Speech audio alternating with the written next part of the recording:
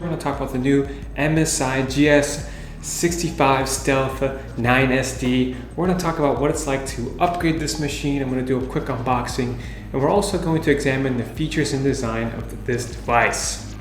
This one video is designed to answer all of your questions, so if you do have a question, do comment down below or reach out and I should be able to answer that question for you. Up next, an unboxing. Alright, so let's go ahead and pop open this box, take a look at the device. Looks like you got some foam padding, remove that. Got a ugly charger that MSI has included. Never a big fan of these ugly chargers, especially since the laptops themselves look pretty sweet.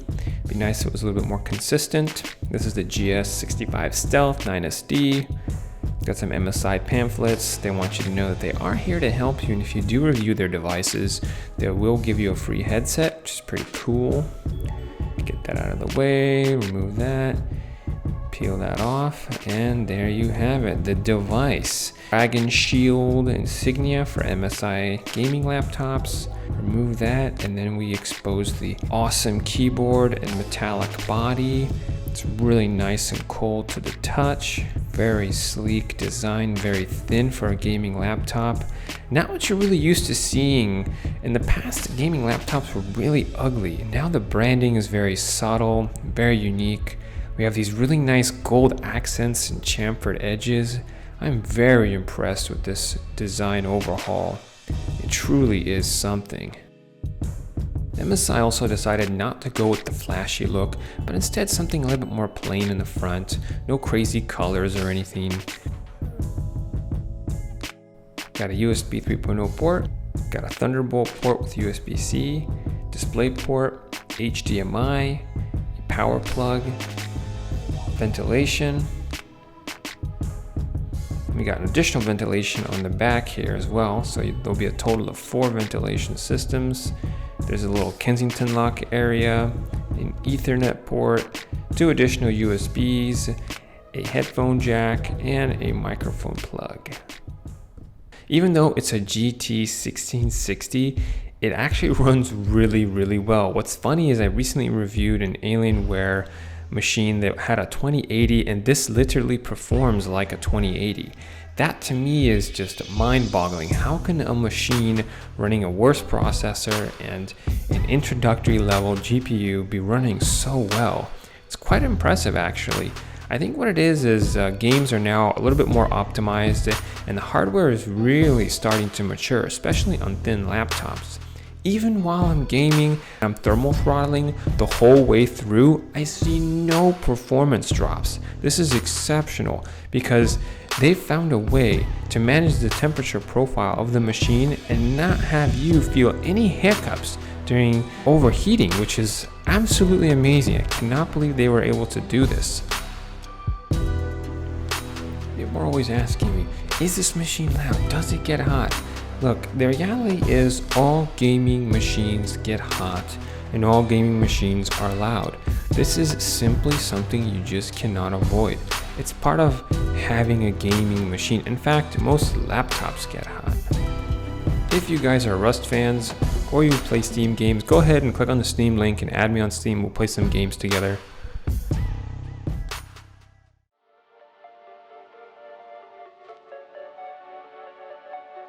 I was very shocked to dismantle this device. I used an iFixit kit to dismantle it and do the teardown. And the thing that shocked me the most was that there was a ridiculous amount of screws to get the back plate off.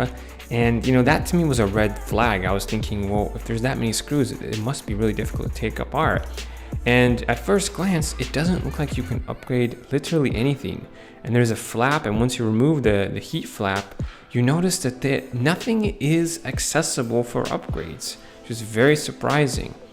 What I later determined was that the motherboard is actually flipped over, and the only thing you can initially upgrade would be the battery and the wireless card, which is like, come on, like I'm very surprised to see that from MSI, because normally they designed the laptops in a way that makes it easy to upgrade. There's tons of screws to remove, and there's all these ribbon cables, and the whole process just takes a very long time. So I was very disappointed when I first got in here.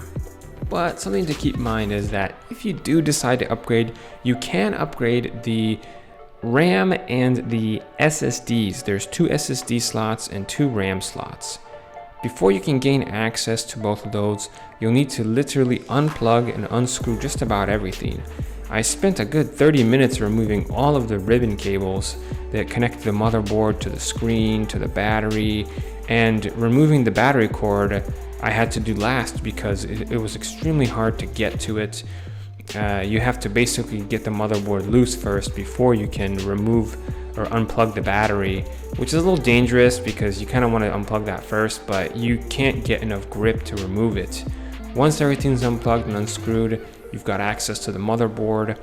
If we look here, we see that there's various ventilation systems, one for the GPU, the CPU, which is pretty cool. And then you got the RAM and you have the SSDs. Overall, it looks really neat. It's just a shame that they had the motherboard upside down in there. I think it was due to thermal cooling reasons, so it kind of makes sense, but you know, they really don't have to do it that way. I think they just were kind of lazy. Let's go ahead and upgrade the RAM. So the first thing you want to do is locate the RAM, and then there's these little arms, these little metal arms, and you just kind of push away, and normally the RAM doesn't pop up like that. These here are Kingston modules. When you reinsert the RAM, you want to reinsert it diagonally and make sure that the little notch is aligned, or else you won't be able to insert it. And you just kind of push down until the metal arms click into place, and now you've reinserted your RAM. Next up, we're going to install a brand new SSD. The included SSD is fairly fast, however, I just prefer the Samsung ones. This one here, 970 EVO, gets 3.5 gigabytes read and write. Unfortunately, there's no slot for a SATA SSD, and those are getting kind of outdated now, so I wouldn't worry about those. Remove the screw, insert the NVMe SSD diagonally, then just kind of push down, put the screw back in, and you are good to go. I was very surprised to see that they had a little notch to allow you to open up the screen, and the hinge is very kind of loose and easy to open, and I actually really like that. The screen has great flexibility, and overall it feels like the machine is built fairly well. So over here I'm doing a hinge test where I just kind of open and close the laptop a couple times just to see how fluid it is and to see if there's going to be any problems. You can also notice that there's a nice metal texture and chamfered edges. I really like that. Here at the top of the keyboard we have a speaker system, goes all the way from the left to the right, and a power button, which is pretty cool. The power button also features those nice chamfered gold accents. They did a nice job balancing the bezels on the screen. Even though the bottom bezel's thick, it's not bad because the screen goes all the way to the edges. Top also houses the camera. Overall, it's a pretty good utilization of the screen real estate with the given space. One thing that makes this screen unique is the fact that it's a 144Hz screen with 1 millisecond response time in G-Sync. Basically what this amounts to is an exceptionally smooth gameplay experience, and if you're playing any kind of shooters or games that require you to have extreme response time.